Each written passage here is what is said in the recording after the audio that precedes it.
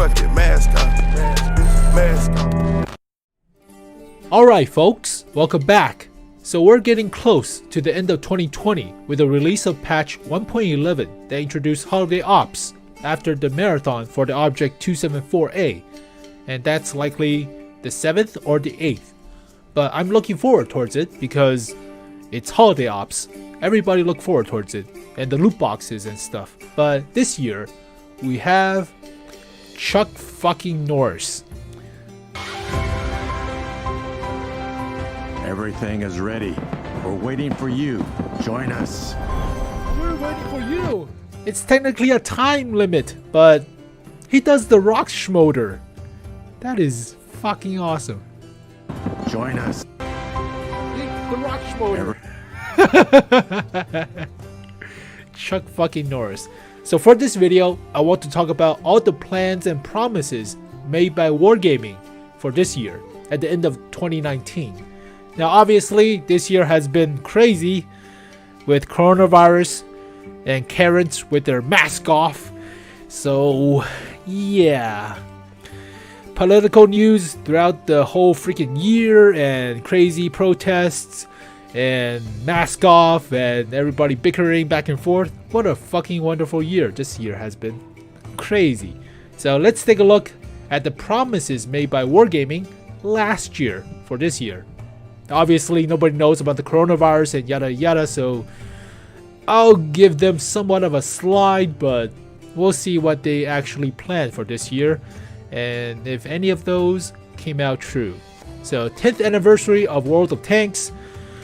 Tank Festival feels lackluster in my honest opinion, if you remember it, but we got the A46 or whatever the hell that thing is called.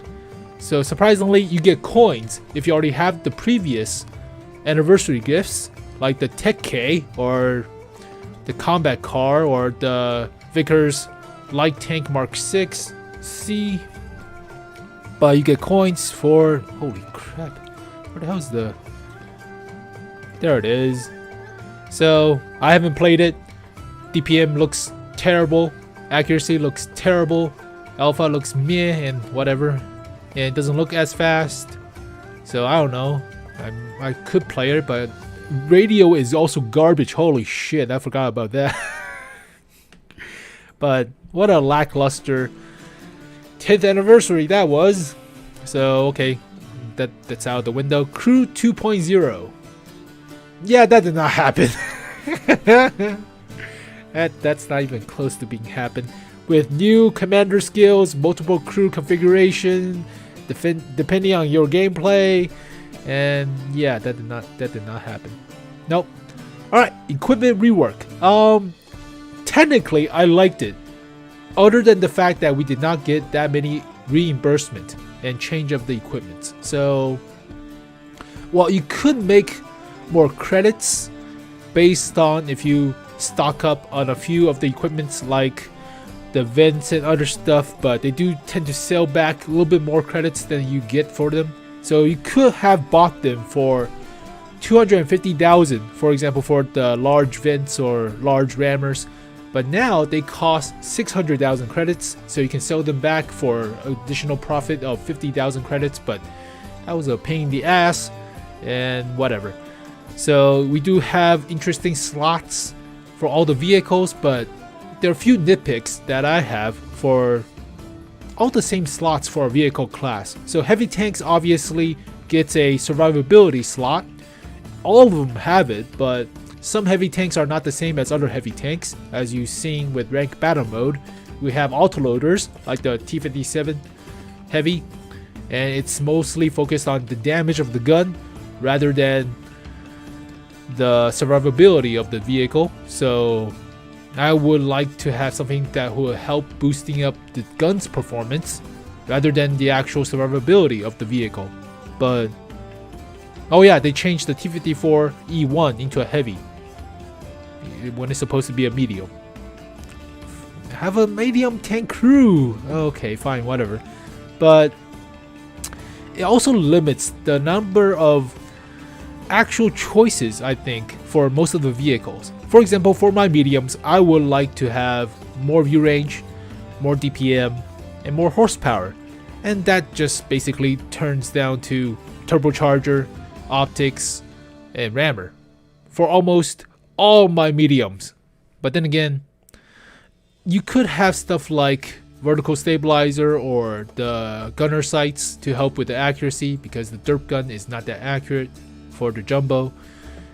The playstyle is different, but when you think about it this way, rammer is one of the best equipment since you get to kill stuff faster, so that is a huge deal. Turbocharger has become one of my favorites. Top speed is more important than the engine power, but having both is great. So with the turbocharger, I can actually get up to 40 km/h top speed, whereas originally it's only 35 for the jumbo. And this is more important for vehicles that are somewhat slow compared to the counterparts, namely the Patton. Now with the turbocharger, it can actually keep up with stuff like the STB and somewhat faster of a medium like the Object 140s if they don't have the turbocharger. And obviously view range is critical, so having coated optics will boost this view range up to like about 500 meters with my crew. And yeah, that's insane. Also with the firepower, about 3,300 DPM. Yeah, why not? So when you think about it this way, for my philosophy of thinking about the equipments, sometimes you don't even need the vertical stabilizer because you're fighting at close range, right? And when you're shooting gold shells, you don't need to be accurate. You don't need to have the gunner sights or anything else. So all you need to do is see for yourself, spot for yourself, have the DPM, and have the speed to run around. Health is you're being a punching bag, so that's meh. Same goes with the spall liner and any of the survivability equipments. You're turtling up, which is not great if you want to survive longer. So the best defense, in my opinion, is a good offense. DPM, view range, spot for yourself, outspot their vehicles, and just start killing them right away.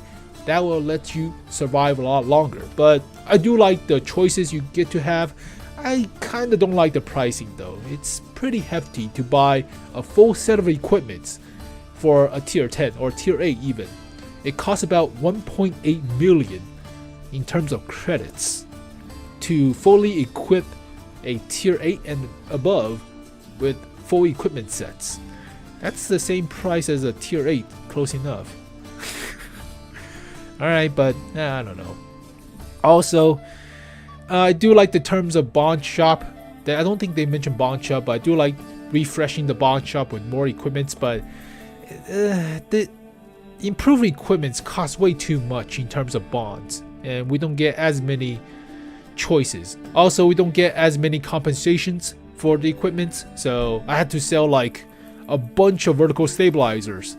I sold like about 50 vertical stabilizer for the money I got, and that's not including the large vents that I sold and the binoculars and stuff. So I do made a profit, but for those players who weren't playing initially, they will have to buy a lot of crap and it's pricey. So that's equipment 2.0. I like it, but I do not like the reimbursement of equipment's change from previously to the new one.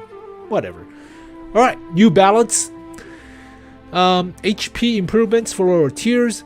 Obviously give the kiddies a better introduction to World of Tanks. Alright, but some vehicles are not as fun, like the Panzer 1C, like the BTSV. You have more health to chew through, obviously, so everything becomes more of a bullet sponge. And Panzer 1C lost all its flavor of one-shotting with the Mauser machine gun, but then again, it's one of the seal clubbers in the game, so they nerf vehicles like the T-18 howitzer into oblivion. Now they nerf all the autoloaders, so I don't play low tiers. I really don't. I really do wish they put a better AI system for getting the lower tier players to get through, like tier 1 through 4, and actually start playing the game. So tier 1 through 4 is like training wheels, for example, but you cannot seal club anymore. Not that I seal club. Okay, nobody's asking. But rework of all shell types and related changes for durability of all vehicles, that did not happen. So gold shell change. Where is it, man? It's been a long ass while. And no HP improvements for higher tiers other than tier 6 and below. So give more HP to tier 7s and rework all the AP shells. Or default shells. Now, HE shells did not change, thankfully, but still, rebalancing of SPGs, you know, what a joke. That did not happen. So only HP improvements to help out with the kiddies, but that's been a whole freaking year. Alright, Sandbox. Statistics displayed, I think that happened, but I didn't give a damn, so whatever. Redefine personal missions, well, no change to health, no change to personal missions, so that goes out the window. In-game economy for HP change did not happen. Oh yeah, revised vehicle research. So we got a thing called legacy vehicles or old vehicles that you cannot get, or collector vehicles as they call it. But stupid decision, in my honest opinion. I'll repeat myself because you basically have no variety at lower tiers. You just get to play light tank, or medium tank, and you can only play tank destroyer at tier 4 and only play artillery at tier 5. It's the same way I feel about World of Warships. You don't get to play aircraft carrier unless you're tier 5. I don't want to slog through tier 2, 3, 4. That takes way too long. So I don't want to play with destroyers or cruiser or whatever the hell. So did not get into World of Warships. Whoops. So several iterations of the Sandbox, that did not happen because coronavirus. I'll give you a pass. Frontline plus Steel Hunter. Now, I do like the new map for the Frontline, as well as the newer classes for Steel Hunter, basically battlegrounds. But I got all 3 vehicles from the last year as well as this year, but haven't played them as much. Just get them for the collection. But the thing I would like to see change about Expedition, or whatever the thing they call it, is mix and match, or at least interwoven the Frontline with the Steel Hunter. Don't give us all Frontline in the beginning of the year and all Steel Hunter at the end of the year. Mix and match, man. Like Frontline, Steel Hunter, Frontline, Steel Hunter. No, okay. Whew, that's been a long slog for vehicles I don't even play. Battle of Bloggers. That did not happen. That did not happen. Whatever. PvE. I did not care for the Waffen trigger of E100 PvE because it's not that interesting, and it just randomly spawns a Waffen trigger off E100. It clips you. That's not fun. You think shooting at Waffen trigger originally was fun? Now it's not even more fun. Yeah, oh, it has the electrical gun thingies and stuff. It's a vehicle model, but yeah. I do like, in all honesty, the Mjolnir, well, whatever the dirting that thing it was called. This mode was fun. I do play it a lot, and I did unlock all the skins and all the crews, but it just took a long ass while. Well, my freaking... There we go. There you go. The garage is somewhat broken, but I do love this mode. The boss is not as oppressive as the Waffen trigger off E100, so obviously you get all the categories. I stick with the Centurion because it has more DPM, but hey, you can do whatever you want. The T-54 is also good. It has mobility, firepower, and armor, so that's why main battle tank exists. And only the leopard skin is good. Other skins are just whatever. So yeah, the garage is broken. Switch back to normal garage, but that's the Halloween mode. The garage is really broken. Holy shit. Alright, I'll disconnect from server and reconnect. Blah blah blah. Reconnect. Alright, next. Battle Pass. Oh yeah. That's the skins for tier 10s. Obviously, you get more stuff if you pay money, but Wargaming has looked to other games, and their interpretation of Battle Pass is basically you get a skin and more bounty equipment and more skins and more crew members and stuff. It's not a bad thing, but I mean, just more stuff to do, I guess. So it's okay. You do get 2 skins or 3 skins by the end of it. Actually, 1, 2, 3. We got 3 skins. 6 skins if you pay money each and every time. But hey, new vehicles. Heavy Italian tanks comes after this patch. After 1.11. I think 1.12 when January comes around. So yeah, Pearl River came back, yay! And Berlin stayed, yay! So, well, there you go, folks. That's 2020.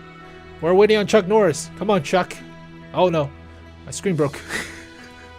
Chuck broke my screen.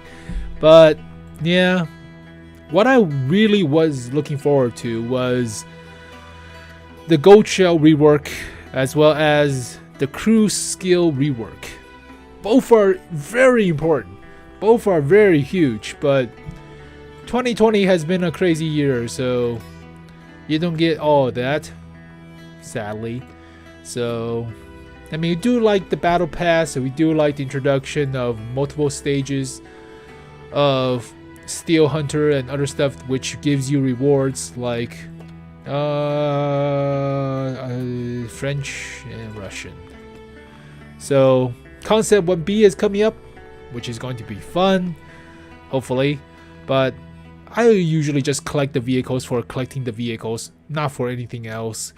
And what a crazy year 2020 has been. So leave your comments down below about what you feel that's been happening this year. How it's such a big ass meme with mask and mask off and stuff, but where's the char project for like my mouth? Char project future 4. Obviously, originally I had the vents, but now I'm thinking likely turbocharger, because fucking turbocharger is great. So there you go, folks. Thank you guys for watching this video. Leave your comments below on 2020. And I'll see you guys in the holiday ops and all the good stuff. But I'll catch you guys next time. Peace.